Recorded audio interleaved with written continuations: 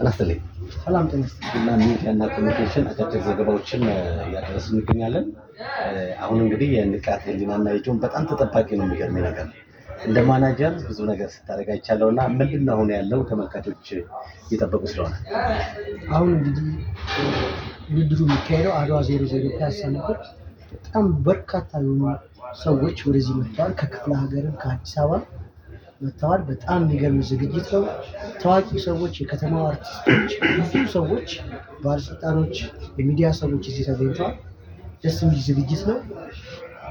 ያው እንግዲህ እኔ በበኩሌ እያከበርኩ አሸናፊ ስለሆነ እያከበርኩኝ ነው።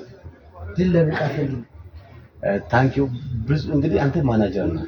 በፊት ጀምሮ ነው ስከታተል የነበረው እና ሚዲያና ከደቡብ ምዕራብ ኢትዮጵያ ጭምር ከእንግሊዝ ለንደን የደወሉ የክልል አመራር ጭምር እየጠበቁ ነው እና ምንም ጠብቅ እስቲ ምንድነው የምታስተላልፍ መልዕክት?